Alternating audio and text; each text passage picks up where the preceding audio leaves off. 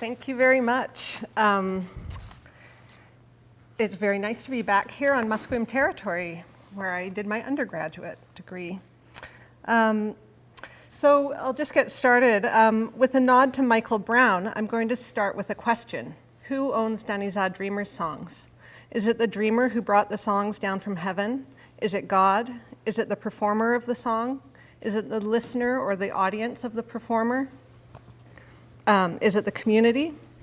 This question is just one in a series of related questions about intellectual property rights and control of Dane-zaa oral and material culture that have arisen as I have collaborated with the Doig River First Nation on a number of digital media projects. Before I go further, I'd just like to note that this presentation represents some of my current thoughts on cultural property and is a work in progress. That better? Can people hear better? So the Doig River First Nation is one of 4 Dane-zaa Athabascan communities of the Peace River area of northeastern British Columbia. It's located about 70 kilometers north of the town of Fort St. John. Fort St. John is a town that sprang up initially with the fur trade and has grown more significantly since World War II, the construction of the Alaska Highway, and the growth of the oil and gas industry in the region. The Dane-zaa participated in the fur trade, but did not give up their semi-nomadic lifestyle, gathering in summer months and breaking into smaller kinship-based groups to hunt and trap in the fall, until the 1950s, when they were forced to settle on reserves and send their children to school. Since this time, traditional patterns of living and learning have been altered by the process of colonization, and younger generations are no longer fluent in the Dane-zaa language. So with this very brief background to Dane-zaa culture, I'll review some of the relevant cultural media projects and then discuss many of the issues and challenges that have arisen as the transmission of oral material traditions is changing with the circulation of digitized archival and contemporary cultural material in digital formats. I came to work with these cultural preservation and digital media projects in part through my lifelong connection to the community. My parents are anthropologists who worked with the community since before I was born, and most summers that I was growing up, we went up north and they did field work. My personal connection to the community has given me tremendous access and acceptance by the community, not to mention familiarity with the archive of the ethnographic materials my parents collected, which you can see it includes over 4,000 images, over 500 hours of audio, and 60 hours of video as of the year 2000, and it's continued to grow since then.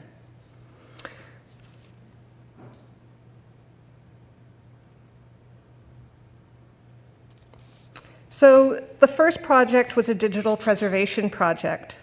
Cassette tape copies of the old series recordings of Dreamers' songs, oratory by the last dreamer, Charlie Yahe, who only passed away in 1976, and stories had already been widely circulated and were highly valued. In 1999, the band worked with my parents to digitally preserve the materials and to make them available to the community on CDs. They collaborated on a compilation CD, Dane-zaa Dreamer Songs Volume 1, and a digital video, Contact the People. These digital media projects made them aware of the utility of digital media, and in 2002, they hired me, as I was freshly out of a master's program in folklore, to apply for a BC Digital Collection Grant from the BC Arts Council, which paid for the digitization of old series images at a high resolution. The previous digitization had been at very low resolution. Digitization of new audio, so it wasn't just the old audio from the 1960s, it was audio going up to the year 2000. An update of catalogs with additional names of people, locations, and activities. So this project led to a need for digital curation and a possibility for digital repatriation of the materials back to the communities. This is an example of the online catalog interface that was developed. Doig River First Nation actually paid for this project for the web-based interface to be designed. And in order to make the material available to all of the communities, as they're spread out over quite a large area in the north. My parents also returned the images to the band councils on CDs and deposited a hard drive with the audio and the images at the Doig River First Nation Museum, where all the communities could come and access the materials. That was in theory. In practice, people don't go out of their way to go to that particular location and get it, so it wasn't actually we found out later that it just wasn't a way to actually have people actually get at the material as it stands, partly because they don't have an archivist and they don't have anyone there who can actually manage it and help facilitate access to the material.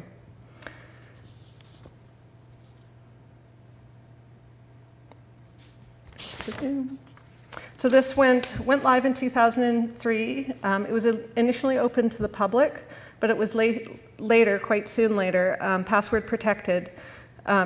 You're secured to protect culturally sensitive materials from improper care and potential intellectual property and copyright infringement through digital duplication and distribution. Already with a small amount of time with the material being on the web, people were finding that it was getting duplicated and used in ways that they didn't expect it to be. So it was then closed down. But that closing down of the material put the access to it back in the hands of my parents, who didn't necessarily want to be the gatekeepers of the material. Their aim with digitally repatriating it was to give the community the access and the ability to use it on their own. So that's one aspect that still is in process. It's still being worked out about how to get an archivist funded at the community, at one of the communities, which community to house the material. But in general, communities were very excited to have access to these materials. But it was also evident that they needed training to know how to access the database and how to manage the materials. The youth and younger people were much better at doing a search on the archive, but the older people needed help with that. So this repatriation project led to a number of collaborative ethnography and multimedia exhibition projects that I worked on with the Doig River First Nation and a number of collaborators. Faye Ginsberg writes that Indigenous documentary productions, both analog and digitally based, have been, quote, have been central to efforts to recuperate their histories, land rights, and knowledge bases as their own cultural property, end quote. She also points out that these media practices are helping to reverse inaccurate national and global narratives about Indigenous groups and to take steps to reverse processes of objectification, commodification, and and appropriation by others. So, looking at these two collaborative multimedia online exhibitions in the political context of decolonization, we can see how the projects were designed to meet Doig River goals for a number of efforts. Language revitalization.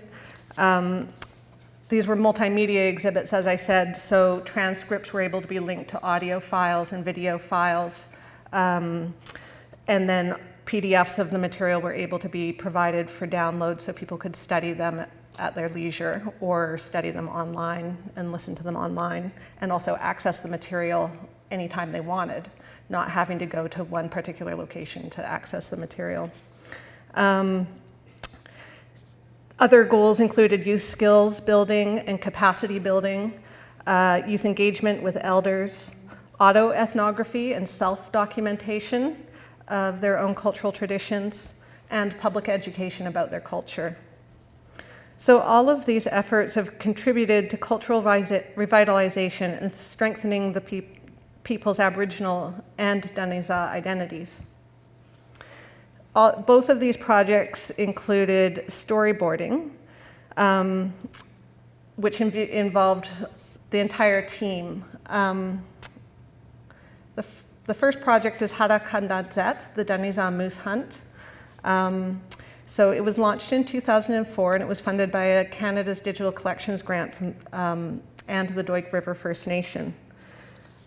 So this project, the youth were actually trained in web design, and they did the web design for the web exhibit. Another feature was that the youth learned how to search the archive and find materials, and use those materials in the exhibit. So simply searching for moose brought up images and audio and all kinds of stuff that were then incorporated into the exhibit. Right now the exhibit is offline due to server instability. The Doig River First Nation wanted to have it on their server so they could sort of control the material as time goes on and not have it on someone else's server. But they have problems with server instability, so it's not accessible to the project. Another issue and another reason that it's currently offline and we haven't made efforts to put it back online is that some of the materials that were brought forward in this project and used brought up issues of intellectual property rights and control and access to materials between the different bands. Initially, the archive contains material from all 4 different Dane-zaa communities, and this was one project done by Doig River and copyrighted by Doig River. But it does draw on material from some of the other communities. So it was a learning lesson for the community to realize that, well, I guess it's a learning lesson to think about their cultural heritage materials and see whether they're collectively owned, whether some of them might be appropriately classified as collectives, more band-oriented, more individual-oriented. So it's just one thing that was, those questions were then put forward into the next multimedia, web-based digital media project that I collaborated on with the Doig River First Nation, who directed the entire project, and a number of collaborators. So this was funded by the Virtual Museum of Canada and a number of partners. I think I will see if I can go into the exhibit. There we go. It was launched in 2007, and I will show you some of the people who worked on the project.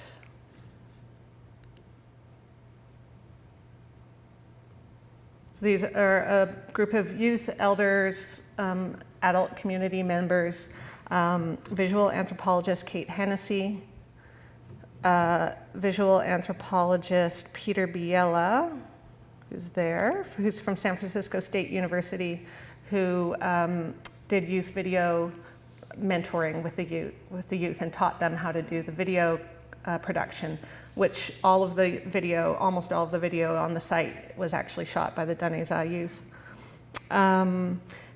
Pat Moore, who's an anthropologist here at UBC, a linguistic anthropologist who's fluent in Dane-zaa, in Athabaskan languages and in Dane-zaa, and worked with experts within the community to translate materials, as well as with a graduate student from Washington State University, Julia Miller, who is a graduate student in linguistics.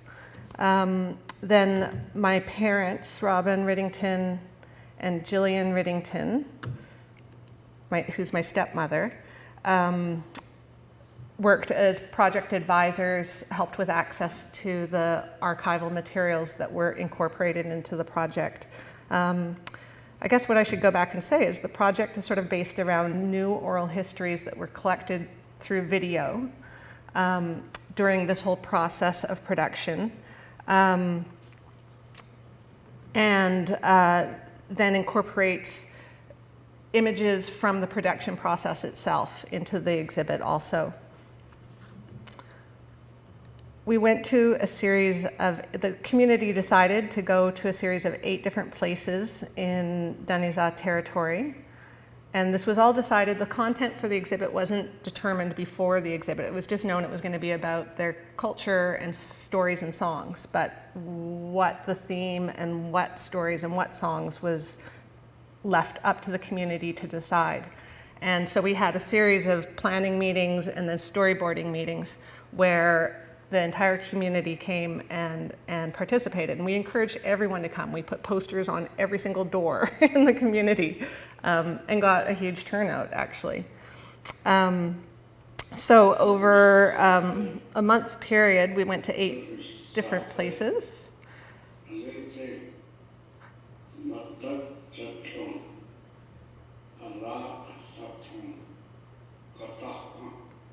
The project is called Danny Wajich, Dane-zaa Stories and Songs, Dreamers in the Land.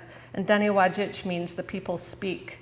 And the idea of having a map that had the people speaking on it and giving their place names to places that had always had non-native place names previously was significant for them. Even if some of those place names, they were not used often by themselves. They often used the non-native place names. This is one place, for example, Gatakwa is Montney, and it's a location just outside of Fort St. John. And it was actually the location of an Indian reserve that was established in 1914 after they signed Treaty Number 8, which was then taken away from the community in 1945 after World War II and given to veterans. And in 1997, the community won, they settled out of court in a settlement for lost oil and gas revenues from that land. The Department of Indian Affairs, when they transferred the land to the Department of Veterans Affairs, didn't transfer the subsurface rights with the land. So they realized after the fact that they could sue the government for lack of fiduciary responsibility.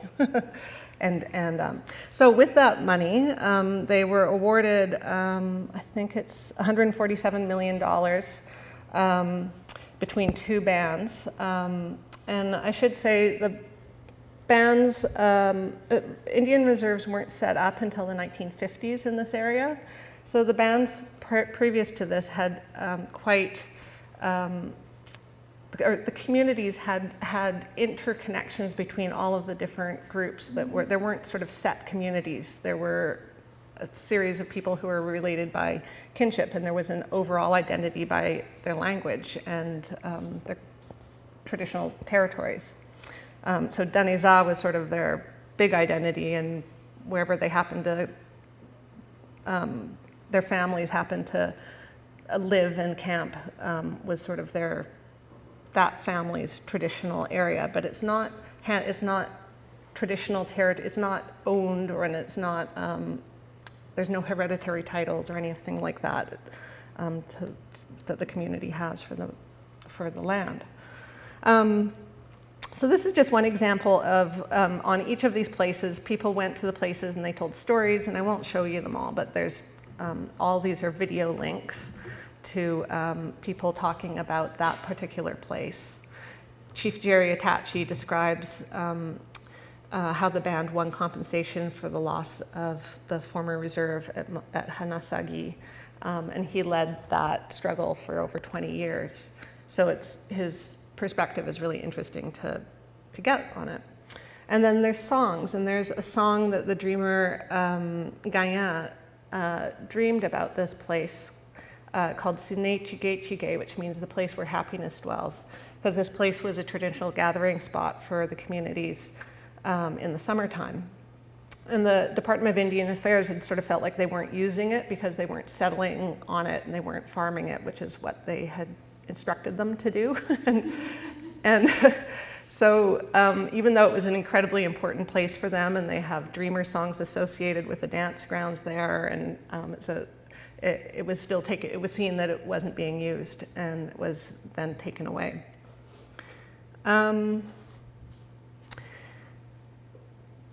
So this project was interesting in that it,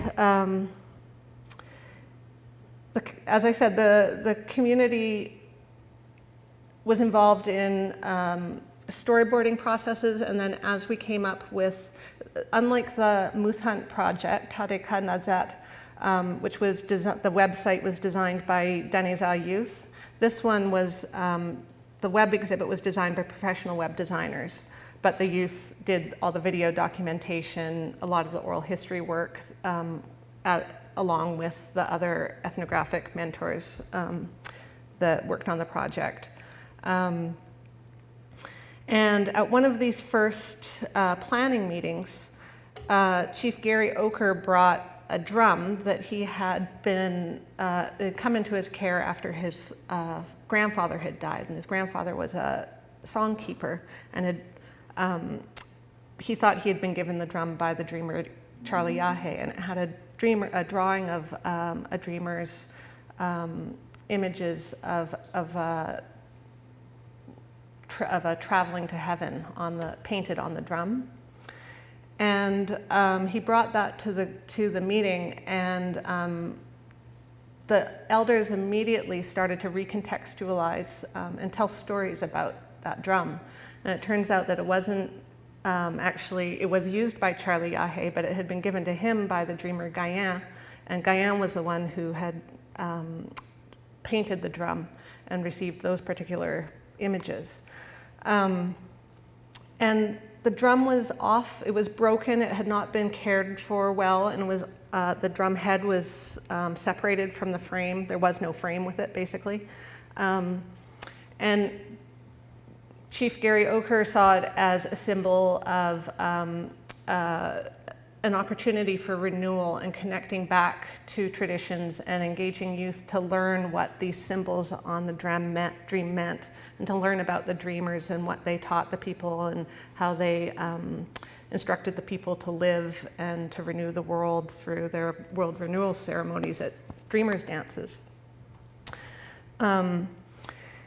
And so it became, basically at that meeting, it became a central symbol for the project and was incorporated into the design of the image itself was incorporated into the design of the project. The home page was I'll go show you the home page. Initially had that drum on the home page. And it wasn't until we had a whole series of community reviews where they would review exhibit drafts that the web designers would have put together, as my co-curator Kate Hennessy and I worked with the designers. We'd bring the material back to the community, read interpretive text out loud, get their feedback on that, and exhibit text was altered, numerous times. It went through the normal revisions that an exhibit goes through, but the community directed those revisions orally through our presenting the textual material, because they just don't work in a textual world. So that was the way that we sort of got around that. We had to present it, read it out loud, they would give us feedback, then we'd alter the material, come back. So at the very last one of these, what we thought was the last one of these community reviews of the exhibit, one of the elders, the Chief Oker had thought that it would be a good idea to mount an actual exhibition to accompany the launch of this project. And he wanted us to start thinking about how to curate the drum itself in the exhibit, how to preserve it, how to mount it. We started trying to look into funding and resources for that. And it was within those discussions that an elder said, ooh, we're not supposed to put the drum out in public. That drum's only to be brought out in very particular, for particular reasons, and it needs to be kept clean and away from menstruating women. At the east side of where the person who's caring for it sleeps, now it's kept wrapped up in a pillowcase and in the top shelf of a closet. But traditionally it would have been kept wrapped in a bundle and tied to a tree at the east side of the camp. And that raised a big issue about what some people said, oh, it's just a picture of the drum. It's not the drum itself. It doesn't have the same power, and it's okay to show it. And other people said, no, it still has that power. It can still have that power, and it needs to be protected in these traditional ways. Some people thought that because the drum itself was broken and hadn't been cared for well, that it was a bad representation of how they care for their culture, and they didn't want it on the homepage anyways. There's just all kinds of different perspectives voiced, and some people really wanted it on there because it was the sort of glue that had brought the theme of cultural revitalization, connecting youth to elders, connecting the current to the past for the whole exhibit. And so it was debated, and we, as a sort of facilitator in the whole process, myself and Kate Hennessy were sent to talk to people throughout the community and get their opinion, and then sort of share opinions between people. It was basically, we had the official role of gossiper. But it was it was a formal role, and they needed us to do that mediation, basically, to get all of the different ideas put forward, and then to decide what to do. And ultimately, it was, as you can see, decided to not show the image of the drum in order to, because some people still thought that the image of the drum itself still had some of that power and needed to be protected. So we then went about vastly modifying the exhibit content and pulling back the image. It was incorporated into every single page. The images of the symbols from the Dreamers drawing were everywhere, like sort of background to image everywhere in the exhibit.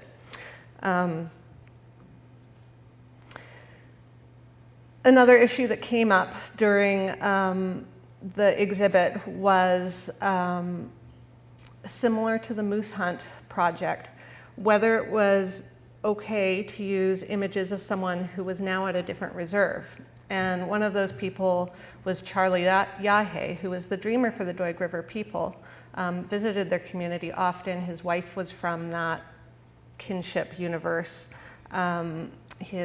Some of his grandchildren and children live at Doig River, but he was technically a member of the Blueberry River Band.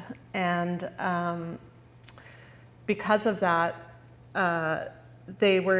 Blueberry Band had started becoming concerned that people were using images of people from their community, and in particular, the dreamer Charlie Yahe. And the Yahe family was quite concerned about these images being circulated without their knowledge and permission. So we were sent by the Doig River community, Kate Hennessy and myself as the curators of the project, along with a couple people from the Doig River community, to go visit the Yahe family and ask permission if they could include images and songs of Charlie Yahe. And ultimately, the Blueberry River decided that they wanted to keep that material for use on their own project. They loved the idea of this web exhibit, and they really liked. But they wanted to have something that represented their community in Blueberry, and they wanted to keep the images of Charlie Yahe to themselves. And they're also quite concerned about duplication and people using materials without consent, the circulation, digital circulation and duplication with the materials being available on the internet.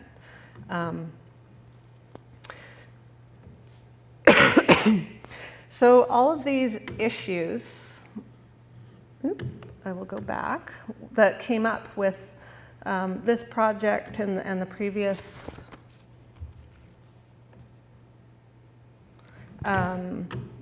digital media projects brought up a lot of issues that reflected emerging articulations of heritage, community, and cultural property. One of the unforeseen issues involved in repatriating the digital heritage was the fuzzy boundary between collective versus individual versus band rights and control to the materials.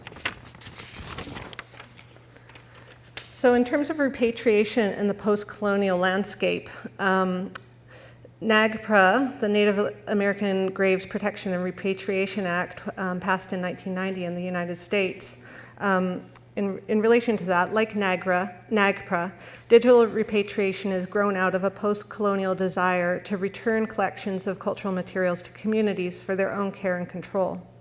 But the lack of funding and short sight about the implications for how to actually go about repatriating the material has been similar as the problems that came up with NAGPRA. There's also issues that have come up with the differences between virtual repatriation and repatriation of actual objects. So with sort of real full-on repatriation, the ownership, as well as the access to use and management of the materials would be given back to the communities. But with virtual repatriation, the ownership is maintained by the collector. It's often maintained. There's different ways that it is done and has been done, but it's not necessarily given back. And that, again, has brought out emerging articulations of community, Indigenous rights, and cultural property protocols. So in terms of protocols for Indigenous knowledge and cultural property protection, the cultural heritage materials in the Ridington collection has been digitally repatriated to the Dane-zaa communities, chief, and councils at this stage, but without a clear protocol for how, where, and when to circulate the materials. Jane Anderson and Greg Young-Ing point out the last 10 years have seen the development of intellectual property protocols for Indigenous knowledge protection. Because protocols are not dependent upon the adoption of new legislation, they can be driven by contextual needs and can respond to changing circumstances.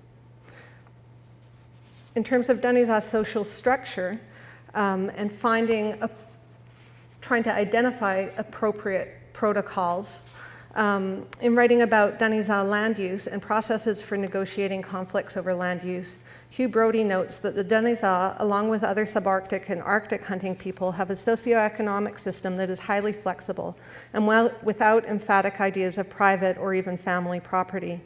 He writes, "This does not mean that they feel less strongly than other people about the land or its resources.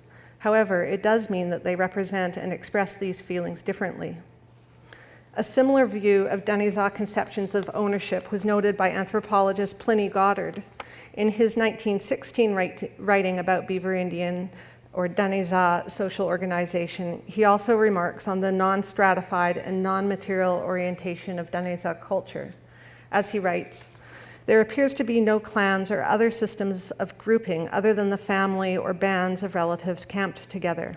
No inherited property or ceremonial possessions were discovered, which would give the basis for inheritance, in fact, or for the purpose of discussion."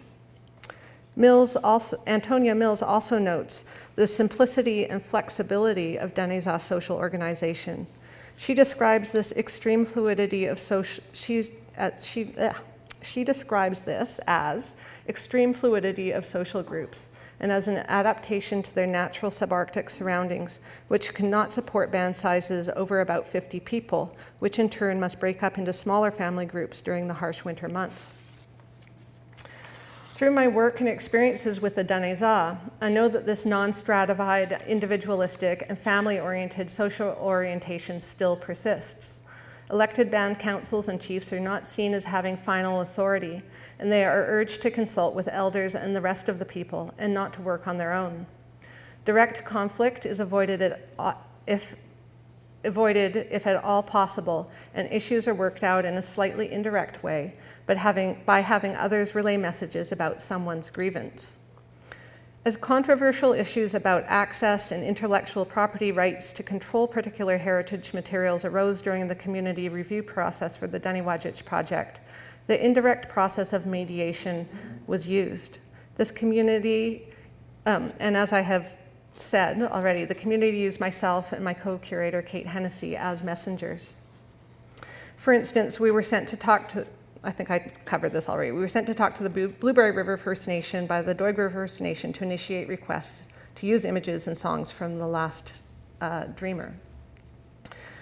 When issues were voiced about the use of Dreamer's drawings for public display, we were sent to the homes of people who were knowledgeable about customary taboos that protected the sacred power of culturally sensitive material objects. There was debate about whether the representation of the object in the form of a photograph has the same power as the original object, but ultimately it was considered to be best to apply the same care and protection to the digital representation of the object as would be given to the material object itself.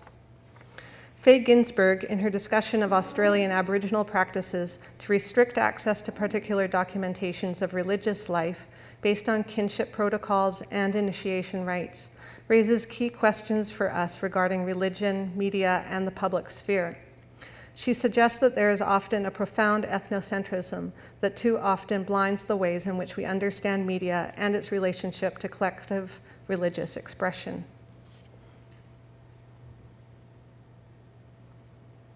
So here are some models of archive access tools that are based on cultural protocols that have been developed by others.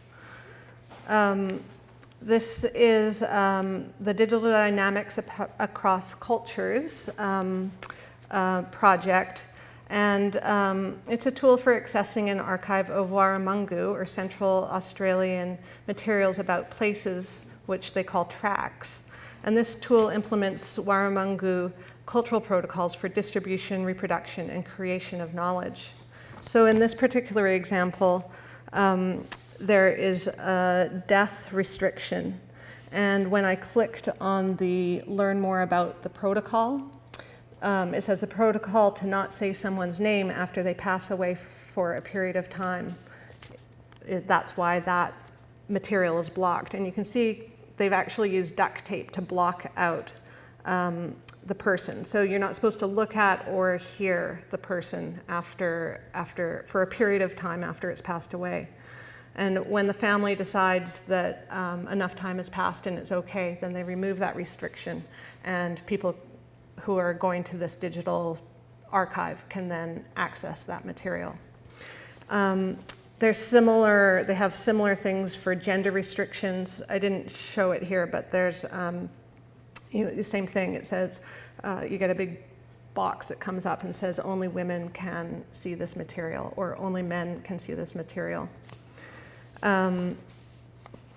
This project, and with the Australian and other ones with Maori culture, and even I suspect in some ways the Northwest Coast culture, are interesting models for how to control access to and establish cultural protocols, but they can't be directly applied necessarily to the Dane-zaa context because their social organization is so non-hierarchical. And so in essence, as I've been sort of trying to think this through, the protocol for the Dane-zaa, as far as I can tell at this point, is there is no protocol. To access anything, you need to go directly to the community, whoever's implicated in the material, and talk to them. So it doesn't really help archivists and people trying to manage material from an outside perspective. Well, it does help them. It means they have to engage with the community. But it makes it more challenging for this. And I think that's maybe why it's taken a long time to establish some of these protocols with the Dane-zaa. And also their avoidance of conflict is another thing. They'll often let things that they really disagree with go because they just don't like direct conflict. And so it's an interesting thing. There's examples of that even with the treaty signing in 1914. At that time, different family heads were sort of assigned to be chiefs and by the government, and so they were asked to come and sign this document, and a huge number of them just hit the bush and did not show up on the day that they'd been told, numerous times. The treaty signing party came down and through in 1899 first, and most people in Treaty 8 signed Treaty 8 in 1899, and Dane-zaa people only joined in 1900 because they finally got a few people to come and sign then. Oops, I want to go back, I think. So sort of in conclusion, coming back to the question I asked at the beginning, who owns Dane-zaa Dreamer songs? I think the answer is still unclear, but with continued dialogue within all the Dane-zaa communities and stakeholders, and by working through conflicts about ownership and the rights to control access between individuals, bands, families, etc., they will be able to come to a sense of whether ownership should be entirely thrown out as a concept because it predominantly refers to Western conceptions of property. For instance, in the current state of the Ridington Dane-zaa Digital Archive, because materials have only been partially repatriated, copies return to the communities, but the ownership, as in Canadian law, still rests with the collectors. I didn't finish that thought, I don't think, but so drawing from her work with Nuhawk artists in Bella Coola, Jennifer Kramer suggests that the desire for repatriation of cultural property is entangled with a desire for restitution of other forms of social, cultural, and political theft under colonialism. As Kramer writes, the desire that motivates repatriation is the desire to obtain the right to self-define who one is as an individual and as a First Nation. Similarly, members of the Doig River First Nation and the other Dane-zaa communities appear to view repatriation of cultural documentary heritage as an important milestone in a wider struggle for self-governance, economic independence, and self-representation. And this is a big thanks to all the collaborators. These are the collaborators who worked on the Danny Wajich project in particular, and Kate Hennessy and Patrick Moore worked on, and Robin and Gillian Ridington worked on the Moose Hunt project also. And I wanted to just sort of put this out here. I don't think I addressed, this is sort of an aside, but this is the 2003 statement that was about intellectual property rights and copyright that was composed by Chief Oker of the Doig River First Nation and Robin and Gillian Ridington when they were first putting together the catalog interface for the digitized materials. And I helped draft this, and a lot of it I did research into how the Library of Congress deals with oral history materials, and in particular with Native American materials, how Canadian Museum of Civilization does, how the Royal BC Museum does, and brought all these protocols to everyone, and they sort of hashed out this statement. And this was actually part of a grant application that went along we didn't get funded for. And the idea was, before the archive really went live to the communities, that everyone in the community would review the material. As this says, each band, the material would be brought to the attention of each band council, and then they would give opportunities for all the material to be vetted in terms of who should have access to it. And this was because it didn't get funding, and then we applied the next year and it didn't get funded also. This is sort of something that slipped through the cracks, and then all of these other projects continued, and with these foggy boundaries for cultural property.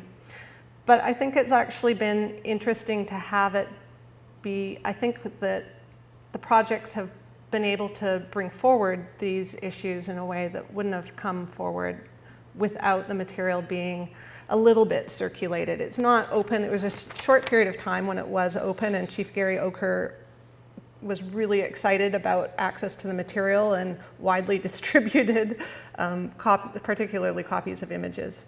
And so those images have shown up on the internet in various places. There's a Fort St. John travel guide that has a picture of Charlie Dominic, who's a now deceased elder from Doig River First Nation, on it, which no one was asked for permission. I think Gary was asked permission, but he doesn't have actually any relations, as far as I know, to Charlie Dominic or his family. So, you know, my parents weren't asked, the Dominic family wasn't asked, and it sort of was a surprise that it was out there. And there's a number of other examples of that. So as I said, it's just sort of these projects have brought a lot of these issues to the forefront and have been provided an opportunity to figure out where to go from here. So is there any questions or? We have time for 2 or 3 questions if there are people. Questions? Yes, I'd like to know, when you did the redigitization, the more,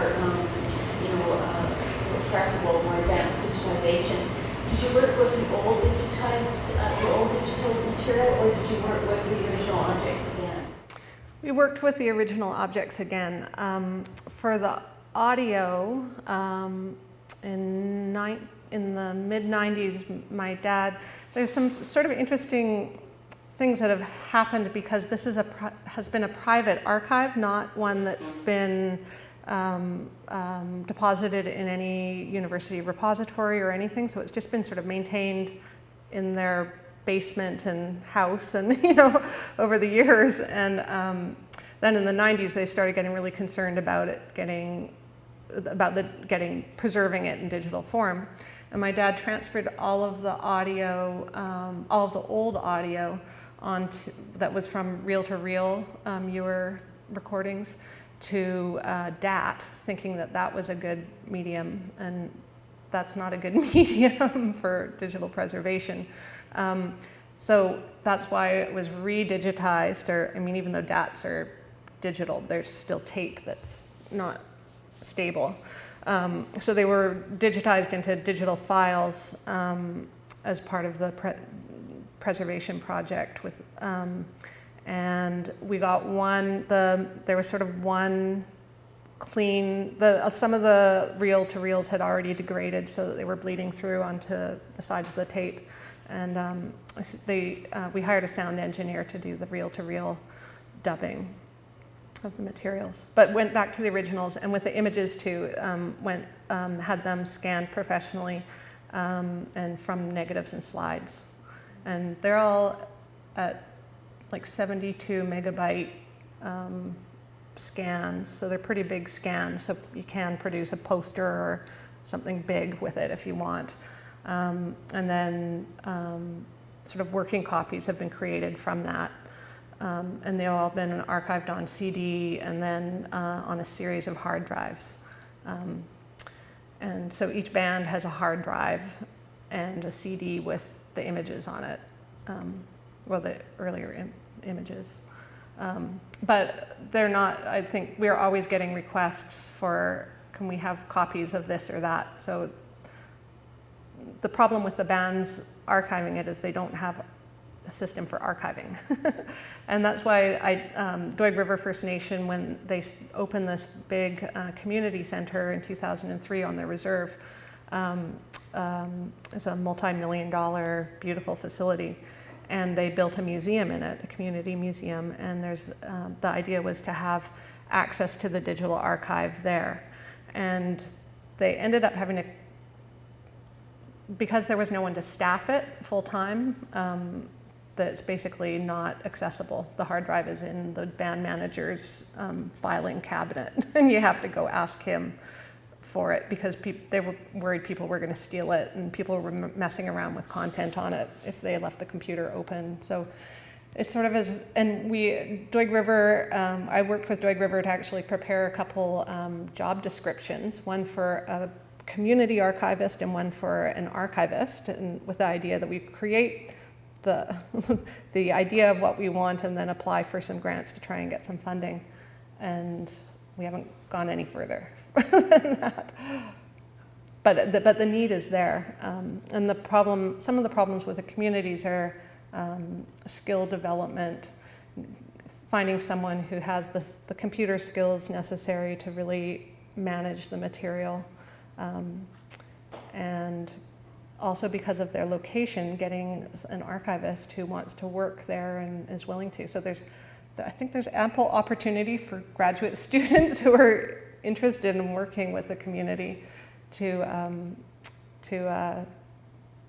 help them sort of put all the pieces together and come up with a culturally appropriate protocol and database and content management system for the material.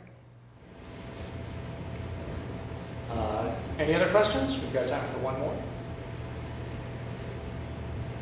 Please. I was just wondering, when you did the sort of go-between, I guess, conflict management in the community based on the drum image, what was the test of when you actually had resolution? Like, was there sort of complete? There wasn't the resolution. There wasn't any resolution, and because there wasn't any resolution, it was agreed that it shouldn't be put up. But Chief Oker is to this day quite upset that the site looks the way it looks, and he really, really wanted it to have the feeling of revitalization, and like he wanted that. So there's some people who are unhappy, but then other people. He agreed though. Like, I mean, he wasn't going to go against someone feeling like it's going to break the spiritual connection that dreamer had. I think the way that the dreamers have connections to the spirit world through their dreaming, and songs in particular are a way of communicating between the spirit world and between all worlds, I guess, between everything. And so breaking any of those connections and power connections, and breaking a dreamer's particular connection and a path that he may have to still come and help people was seen as something they really didn't want to do. All right. Thank you very much for attending our talk today, and please a round of applause for